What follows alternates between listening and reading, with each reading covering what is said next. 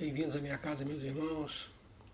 Levar o nosso pensamento a Deus, nosso Pai Criador, e agradecimento pelas oportunidades que nos concede.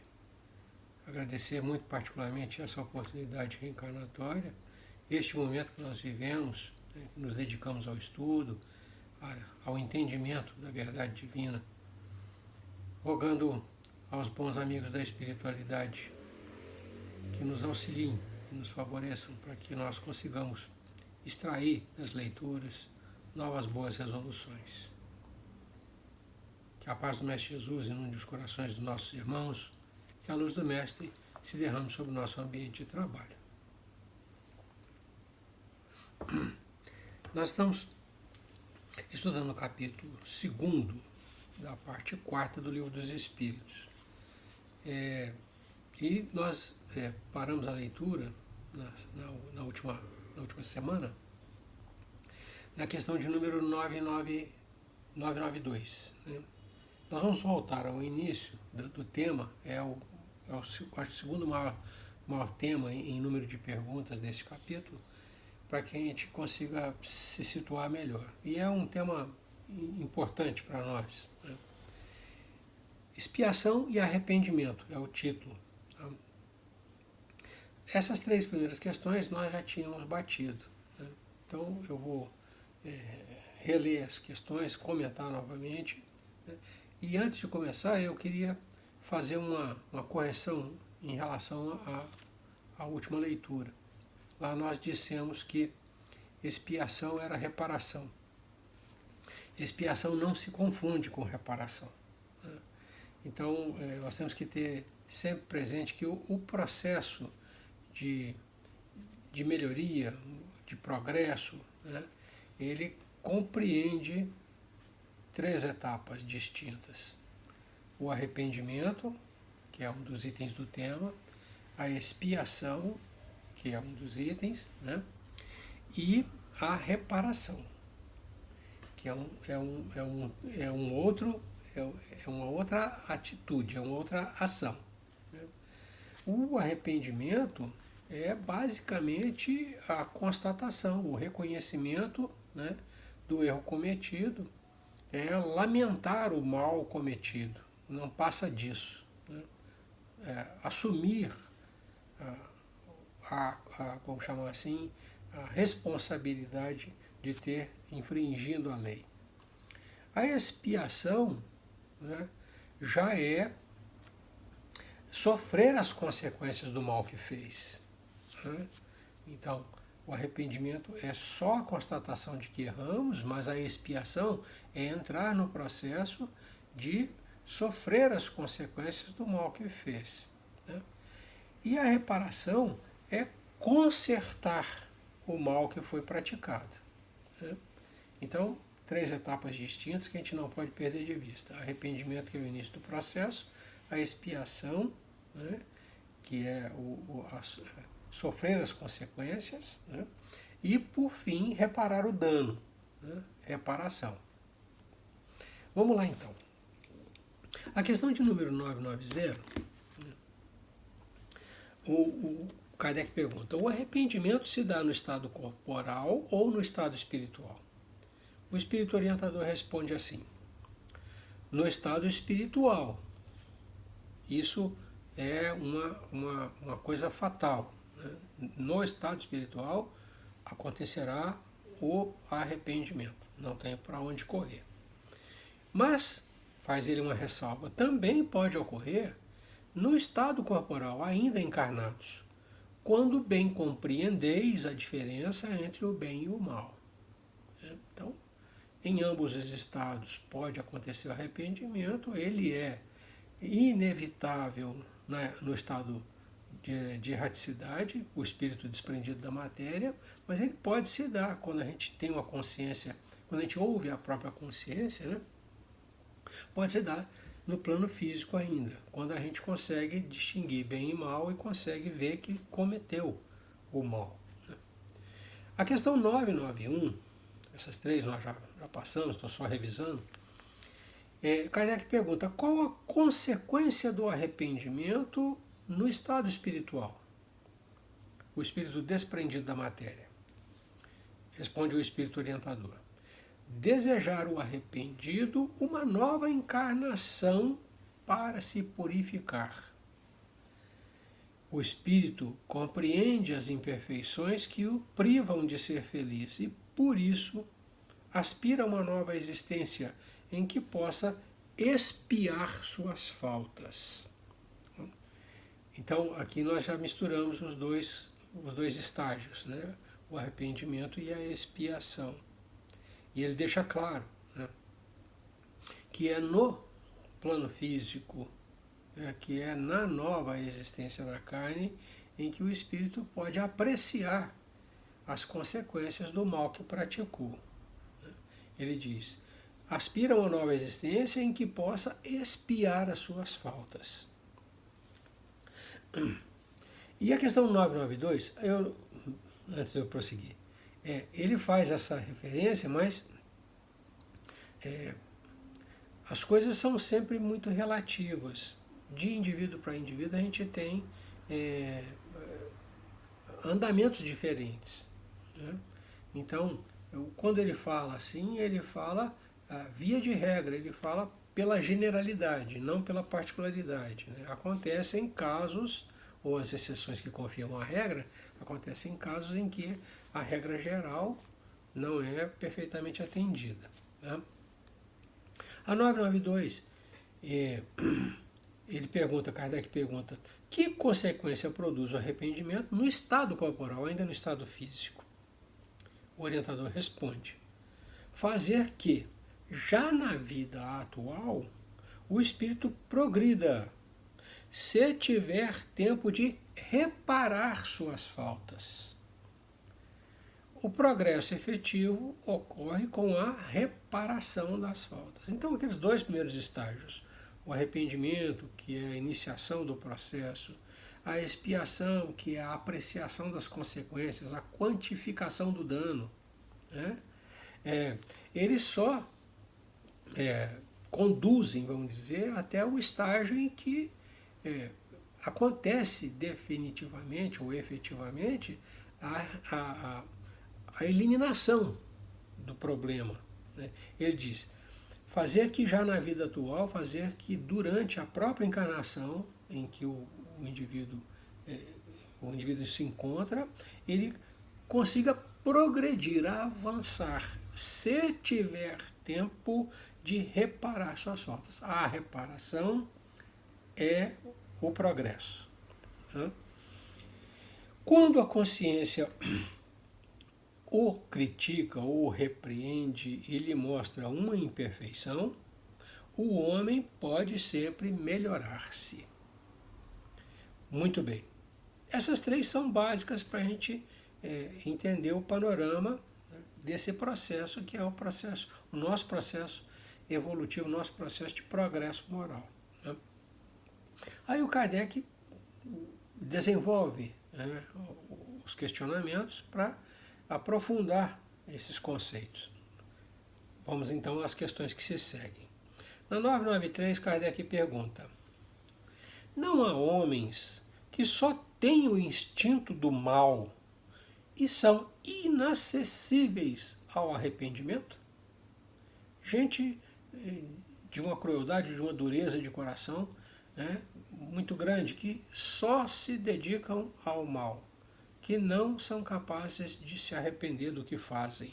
É essa a questão que Kardec coloca. E o orientador responde, já te disse que todo espírito tem que progredir incessantemente. Aquele que nessa vida só tem o instinto do mal, terá noutra o do bem. E é para isso que renasce muitas vezes. Pois preciso é que todos progridam e atinjam a meta. A meta é a perfeição. A diferença está somente em que uns gastam mais tempo do que outros, porque assim o querem. Questão de opção, de escolha. Aquele que só tem o instinto do bem já se purificou, visto que talvez tenha tido o do mal em anterior existência. Daqui nós podemos extrair, né, que nenhum de nós permanecerá como está, que o estado atual de todos nós, né, é um estado transitório, que aquele que se encontra, como ele relata, só tem instinto do mal, só se dedica à maldade, ele está num determinado tempo da sua existência, que passará. O Espírito lembra, todos foram criados com um objetivo final. Todos têm que progredir incessantemente em direção a esse objetivo final. O que nós vemos é uma fotografia, não é o filme completo. O que nós vemos é um intervalo de tempo. Se nesse intervalo de tempo a criatura demonstra, né, essas fragilidades, essas viciações, não quer dizer que ele permaneça assim em definitivo. Muito pelo contrário. Ele permanece assim por um determinado tempo. Eu gostaria de ressaltar que isso é livre-arbítrio. E ele coloca bem assim, ó. A diferença entre as criaturas, a evolução das criaturas, está somente em que uns gastam mais tempo do que outros. Mais tempo para atingir um nível maior de progresso, de evolução. Porque assim o querem. Então, todo esse processo de avançamento é um exercício de livre-arbítrio. Aqueles que ficam para trás, ficam porque querem. É isso que ele deixa bem claro. E aqui eu gostaria de ressaltar também, vamos chamar assim, mais uma vez, a reencarnação como uma parte integrante, né, do processo de progresso e purificação a que o homem está submetido.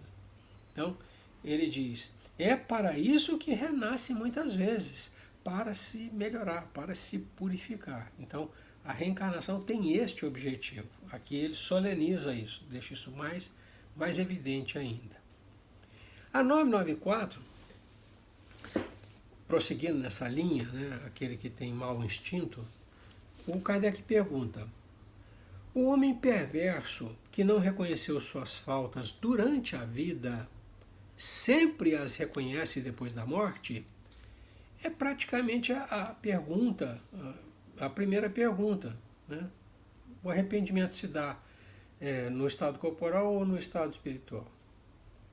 Foi a primeira pergunta. Aqui ele reforça essa linha de raciocínio. O orientador responde assim, então, o homem perverso, aquele que se manteve duro durante a vida, não reconheceu, não se arrependeu, fará isso quando desencarnar? O orientador diz, sempre as reconhece e então mais sofre, porque sente em si todo o mal que praticou ou de que foi voluntariamente causa. Contudo, o arrependimento nem sempre é imediato. Há espíritos que se obstinam em permanecer no mau caminho, não obstante os sofrimentos por que passam. Porém, cedo ou tarde, reconhecerão errada a senda que tomaram, a trilha que tomaram, e o arrependimento virá. Para esclarecê-los, trabalham os bons espíritos, e também vós podeis trabalhar. Então, a fatalidade, né, da consciência ser ouvida um dia, né, é isso que o Espírito coloca, isso é inevitável. Né? Ele sempre, o Espírito que cometeu o mal, sempre reconhecerá. O tempo, se mais cedo ou se tardiamente, né, vamos usar a expressão, opção dele. Né? Porque a consciência está sempre a indicar as falhas que nós cometemos. Agora, dar ouvidos à consciência é uma opção. Parar para refletir a respeito é uma opção. E o arrependimento, né, é o primeiro passo. todo o processo de progresso se inicia com o reconhecimento, com a identificação do mal que nós praticamos. Então, quanto mais tardio acontecer o arrependimento, tanto mais tardio se inicia o processo de melhoria, de progresso. Tanto mais submetido ao sofrimento gerado pelo mal estará o espírito. Então, essa é vamos chamar assim, a consequência derivada desse raciocínio que o espírito coloca para nós. Aqui eu chamaria a atenção, né, para a última frase, quando o espírito reforça para Kardec, vamos colocar assim, a função dos bons espíritos juntos de nós. Ele diz assim: para esclarecê-los aos homens maus, para esclarecê-los, trabalham os bons espíritos. E aí ele nos convoca para o trabalho no bem. Ele diz: e também vós podeis trabalhar, se melhorando, exemplificando melhor, orando para que todos alcancem a luz. Então, os bons espíritos podem, nós que não somos tão bons, também podemos trabalhar em benefício daqueles que estão em piores condições que nós. Na sequência da 995, Kardec volta a falar daqueles espíritos indiferentes, aqueles que não pendem para um lado nem para o outro. Ele pergunta assim: haverá espíritos que, sem serem maus, se conservem indiferentes à sua sorte? E o orientador responde: há espíritos que de coisa alguma útil se ocupam, estão na expectativa, mas, nesse caso, sofrem proporcionalmente. Devendo em tudo haver progresso, neles o progresso se manifesta pela dor. E aí o Kardec faz uma pergunta em cima daquela. Não desejam esses espíritos abreviar seus sofrimentos? Desejam-no sem dúvida, mas falta-lhes energia bastante para quererem o que os pode aliviar, para empreenderem a mudança. Desejam a melhoria, mas não têm coragem de fazer a mudança em si mesmo, né, que possibilite a melhoria. Quantos indivíduos se contam entre vós que preferem morrer de miséria a trabalhar? Nós, normalmente, não concebemos a miséria material, né? Nós olhamos a miséria, nós não concebemos a miséria como se fosse uma escolha. Mas ela, em determinados casos, é uma escolha. Quando o Espírito nos adverte a respeito dessa indolência de certos irmãos, dessa preguiça que determinados irmãos têm, ele diz: olha, estão no exercício do seu livre-arbítrio. Então, a miséria não é alguma coisa que Deus impingiu a eles, que os obrigou a sofrer. Na maioria dos casos, eu diria, na totalidade dos casos, é uma escolha. Como o trabalhar para a riqueza, para a prosperidade material, também é uma escolha.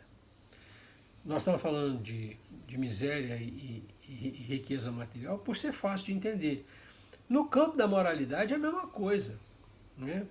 A gente sabe aquilo que nos faz sofrer. Existem coisas que nos envergonham, que nos acabrunham, porque a consciência diz: olha, isso não está certo, isso está errado, não é assim que funciona. Não é isso que seu pai espera de você. Mas a gente faz ouvidos moucos, a gente fica surdo para os reclames da consciência. Não é diferente. São os miseráveis morais, que sofrem, mas não têm a energia, a coragem para se modificar, para eliminar aquilo que é fonte do seu sofrimento, a viciação que é fonte do seu sofrimento. Então, nos dois campos dá para a gente fazer o paralelo. Mais fácil entender no campo material, mas também no campo moral dá para a gente fazer esse paralelo.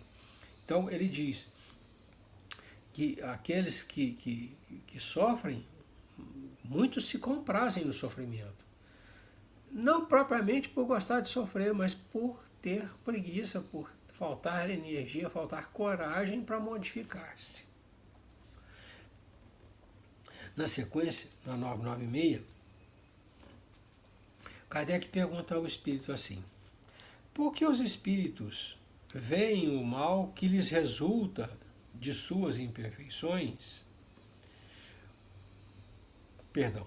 Pois que os espíritos veem o mal que lhes resulta de suas imperfeições, como se explica, haja os que agravam a sua situação e prolongam o estado de inferioridade em que se encontram, fazendo o mal como espíritos, afastando do bom caminho os homens.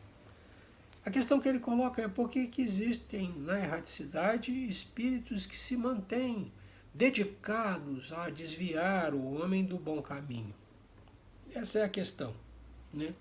Com que intuito, né, eles trabalham nessa direção?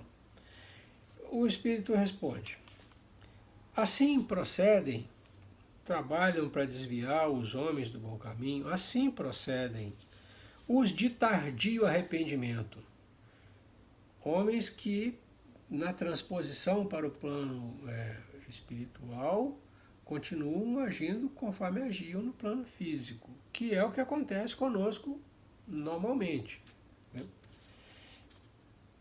Pode também acontecer que depois de haver se arrependido, ter caído em si, o espírito se deixa arrastar de novo para o caminho do mal, por outros espíritos ainda mais atrasados. Seria o espírito na erraticidade sendo obsidiado, o termo seria esse, obsidiado por alguém que é mais inferior que ele ainda. Né? Então ele cita duas possibilidades. Aquele que ainda não caiu em si, os de tardio arrependimento, continuam fazendo na erraticidade aquilo que faziam como homens encarnados. Praticavam o mal como encarnados, continuam assim na erraticidade. Ou aqueles outros que, muito embora tenham se apercebido das suas viciações, não são fortes o suficiente para resistir ao assédio, à obsessão de outros espíritos. Né? Então, o espírito, muito laconicamente, diz: olha, se dedicam ao mal porque querem, né? Aquele que não se arrependeu, ele acha que está certo. Então ele continua praticando aquilo que ele acha correto. Né? E aquele que se arrependeu, mas se desviou novamente, fez a opção de voltar ao caminho errado. A 997, o Kardec pergunta: veem-se espíritos de notória inferioridade, aqui certamente falando de gente de pouca instrução, né, não de inferioridade moral, né, eu acredito que seja isso, veem-se espíritos de notória inferioridade, né, acessíveis aos bons sentimentos e sensíveis às preces que por eles se fazem. Como se explica que outros espíritos, que devêramos supor mais esclarecidos, revelam um endurecimento e um cinismo dos quais coisa alguma consegue triunfar? A gente vê gente, vou usar a palavra muito modesta, né, com a percepção espiritual mais aguçada do que gente que tem muita informação, muito esclarecimento. Né? O Espírito responde, e essa questão para nós é importantíssima. Ele diz assim, a pergunta é: por que uns são mais sensíveis à prece do que outros? Né? E ele responde assim: a prece só tem efeito sobre o espírito que se arrepende. Com relação aos que, impelidos pelo orgulho, se revoltam contra Deus e persistem nos seus desvarios, chegando mesmo a exagerá-los como o fazem alguns desgraçados espíritos, a prece nada pode e nada poderá, senão no dia em que um clarão de arrependimento se produza neles. Aqui se aplica muito à nossa realidade. As pessoas questionam, mas por que orar pelos mortos? Né? É uma situação. Né? A questão que se coloca é quem é que está acessível, quem é que abriu as portas para o socorro, para o apoio, para o auxílio.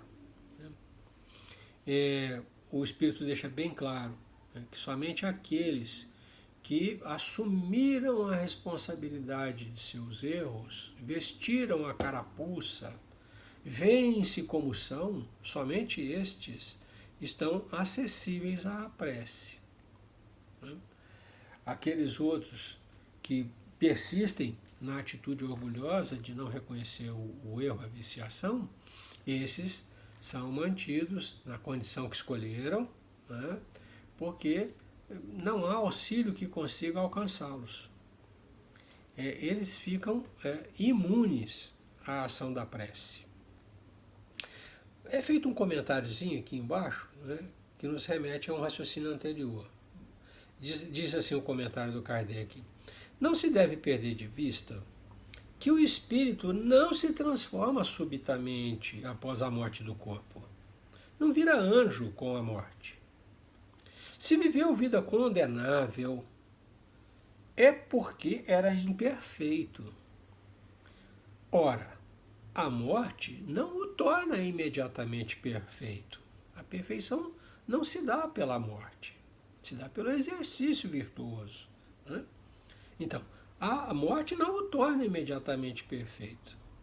Pode, pois, persistir em seus erros, em suas falsas opiniões, em seus preconceitos, até que se haja esclarecido pelo estudo, pela reflexão e pelo sofrimento.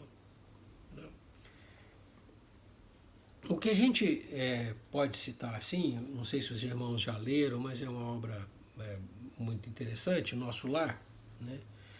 O que a gente pode citar assim de exemplo é a situação do André Luiz. O André Luiz, no capítulo 1 e no capítulo 2, descreve a situação dele logo depois do desencarne. Uma confusão tremenda, um sofrimento moral muito grande, né? Porque, muito embora ele fosse médico, um homem rico de posses, né? Filho de homem rico, criado, como ele mesmo diz, nas facilidades, né? Ele, na erraticidade, ele começa a cair em si, né? da inutilidade que foi a existência dele. Né? Mas isso não é, vamos dizer assim, o ponto de inflexão. Né? Ele, constrangido pela espiritualidade que o rodeia, num ambiente muito ruim, porque pela sua ação ele se colocou num plano negativo, numa posição ruim, né? Acossado por aquilo, aí ele começa a refletir, é o que o nosso irmão diz aqui, ó, pela reflexão. Ele começa a rever a sua vida passada. Né? Mas ele passa 8 anos, 8 anos nessa condição, sendo acusado, sendo acossado, sendo perseguido, diz ele, com fome, com sede, né? Um homem materialista, né? Ainda apegado ao campo da matéria, as sensações que ele tinha de dor, ele referia com fome e sede. Então,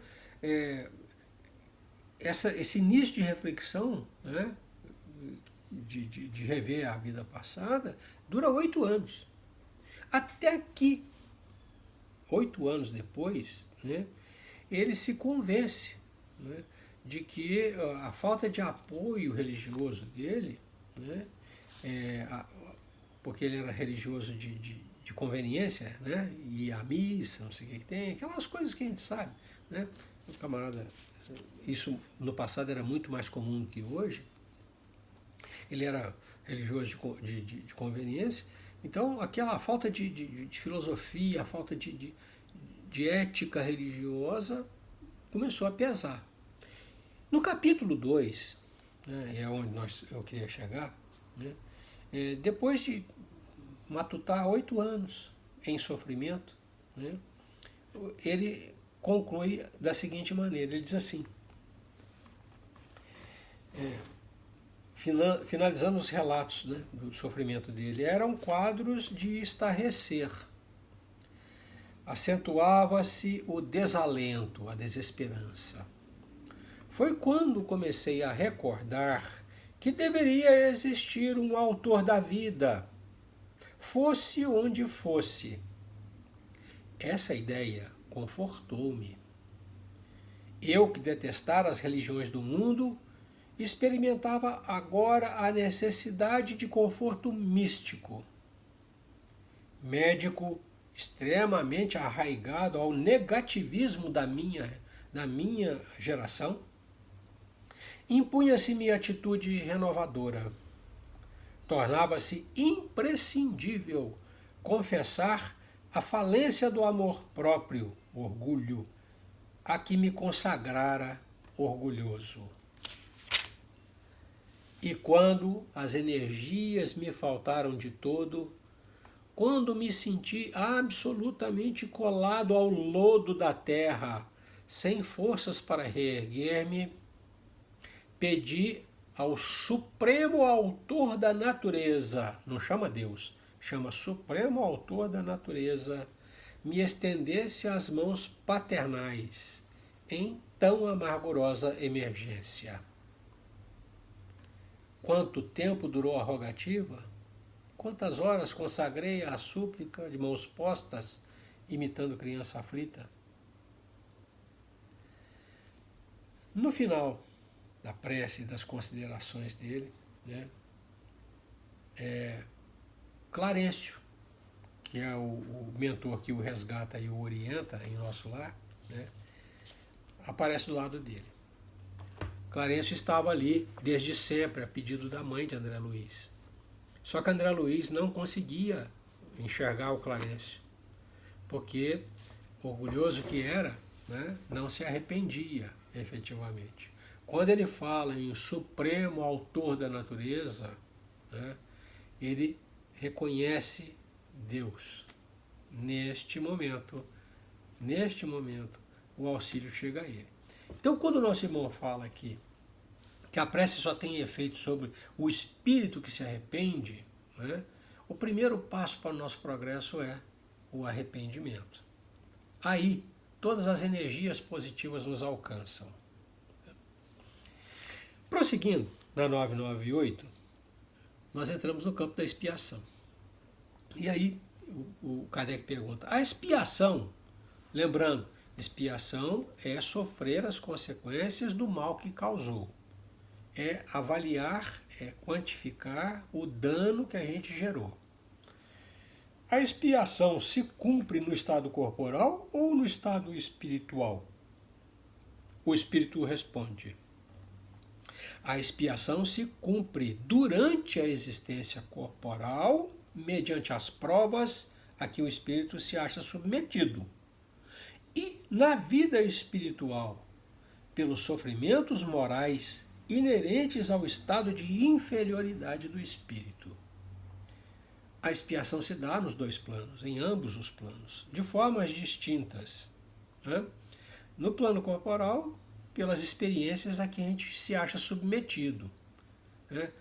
Os conflitos de convívio, as necessidades materiais não atendidas, tudo isso para nós são, vamos dizer assim, ferramentas que nos permitem avaliar. Né?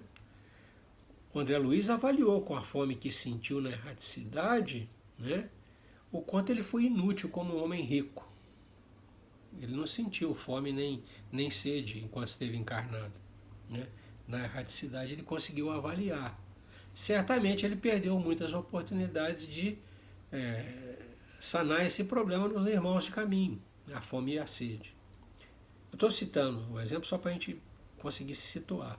Então, as experiências da vida no corpo, né, se transformam para nós em fonte de expiação. Quantificar o quanto dói a fome, o frio, a sede, né? Já no espírito, já no estado de erraticidade, no plano espiritual, o espírito sofre, né, no plano moral. Então ele sofre no sentimento e no pensamento, não sofre no corpo, né? Mas em ambos os planos a expiação acontece. Como o arrependimento também, né? É fatal no plano espiritual, mas pode se dar ainda no plano físico, quando a gente reconhece os erros que cometeu. A 999, Kardec pergunta: basta o arrependimento durante a vida para que as faltas do espírito se apaguem e ele ache graça diante de Deus? O arrependimento é suficiente? E o espírito responde laconicamente: o arrependimento concorre para a melhoria do espírito, mas ele tem que expiar o seu passado. Arrepender-se pura e simplesmente não resolve o problema.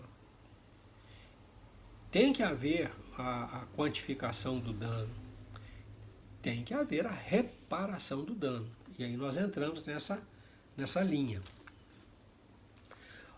O Kardec reforça a pergunta: se diante disso, né, se diante dessa constatação de que o arrependimento não é suficiente, se diante disso um criminoso dissesse que, cumprindo-lhe em todo caso expiar o seu passado, nenhuma necessidade tem de se arrepender, o que é que daí lhe resultaria? Alguém que no raciocínio simplista dissesse: não, já que eu vou ter que expiar tudo que eu fiz, não preciso me arrepender de absolutamente nada. E o Espírito, novamente, resposta lacônica, né? Objetiva: tornar-se-ia mais longa e mais penosa a sua expiação, desde que ele se torne obstinado no mal. Então, nós temos que ter essa perspectiva, né, do processo para a gente poder entender. Se não há o arrependimento, se a criatura não diz para si mesma: olha, eu errei, ela não tem o que corrigir. É esse o ponto de vista do espírito orientador, né? É dessa maneira que ele apresenta para nós o quadro. Então, o arrependimento, como ponto de partida, né, ele é essencial. Não há como, né, você desprezar a quebra, o que aconteceu com André Luiz, a quebra do orgulho, o reconhecimento de Deus, né, o reconhecimento da lei divina, da infração à lei divina. Não há como a gente avançar, chegar à reparação, se não houver o arrependimento. E o Espírito ainda soleniza: olha, se ele se mantivesse, essa pessoa que não vê necessidade de se arrepender, né, se ele se mantiver na prática do mal, ele prolonga o seu sofrimento, ele se expõe por mais tempo, né, à fonte do sofrimento. A questão número 1000, Kardec pergunta: já desde esta vida poderemos ir resgatando as nossas faltas? Parece óbvio, né? Mas é uma questão. Tem como a gente resgatar as faltas agora, já, imediatamente? Muita gente tem uma resposta que é ruim, né? Quantos irmãos a gente já ouviu falar: não, vai ficar para a próxima. Vou deixar esse problema para resolver na próxima, né? Vai nessa direção a questão do Kardec. É possível, desde já, ir reparando, resgatando as nossas faltas? E o Espírito responde, agora longamente: sim, já desde esta vida, poderemos ir resgatando as nossas faltas? Sim, reparando-as. Mas não creiais que as resgateis mediante algumas privações pueris, coisa de criança, ou distribuindo em esmolas o que possuirdes, depois que morrerdes, quando de nada mais precisais. Deus não dá valor a um arrependimento estéril, sempre fácil e que apenas custa o esforço de bater no peito. A perda de um dedo mínimo, quando se esteja prestando um serviço, apaga mais faltas do que o suplício da carne suportado durante anos, com objetivo exclusivamente pessoal. Só por meio do bem se repara o mal, e a reparação nenhum mérito apresenta se não atinge o homem nem no seu orgulho, nem nos seus interesses materiais. De que serve para sua justificação que restitua, depois de morrer, os bens mal adquiridos quando se lhe tornaram inúteis e deles tirou todo o proveito? De que lhe serve privar-se de alguns gozos fúteis, de algumas superfluidades, se permanece integral o dano que causou a outrem?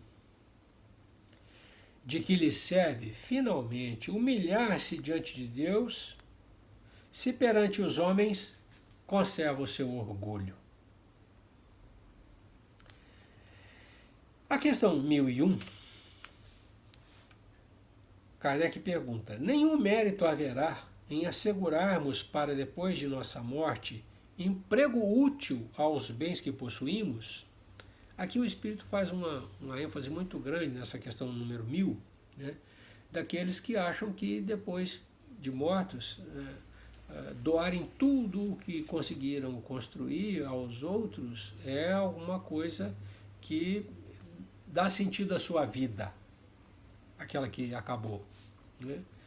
E o Espírito faz questão de mostrar que não dá sentido à vida, né? E aqui o Kardec, no intuito de aclarar, mas se não vale, não tem mérito nenhum, é desprovido de qualquer mérito. E aí o Espírito responde assim: nenhum mérito não é o termo. Isso sempre é melhor do que nada. A desgraça, porém, é que aquele que só depois de morto dá, é quase sempre mais egoísta do que generoso. Quer ter o fruto do bem, sem o trabalho de praticá-lo. Duplo proveito tira aquele que em vida se priva de alguma coisa: o mérito do sacrifício e o prazer de ver felizes os que lhe devem a felicidade. Mas lá está o egoísmo a dizer-lhe: o que dás, tiras aos teus gozos. E como o egoísmo fala mais alto do que o desinteresse e a caridade, o homem guarda o que possui, pretextando suas necessidades pessoais e as exigências da sua posição. Ah, lastimai aquele que desconhece o prazer de dar. Acha-se verdadeiramente privado de um dos mais puros e suaves gozos. Submetendo-o à prova da riqueza, tão escorregadia e perigosa para seu futuro, houve Deus por bem conceder-lhe como compensação a ventura da generosidade de que já neste mundo pode gozar. E por fim, a questão 1002, por fim hoje, né? Que deve fazer aquele que em artigo de morte reconhece suas faltas quando já não tem tempo de as reparar? Basta-lhe neste caso arrepender-se? Jesus dizia: reconcilia-te com teu irmão enquanto estás a caminho. E muita coisa acontece conosco nesse sentido.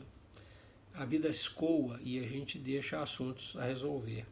Aí ele pergunta: o que acontece com aquele que reconhece as faltas só quando não tem mais condição de reparar? Basta arrepender?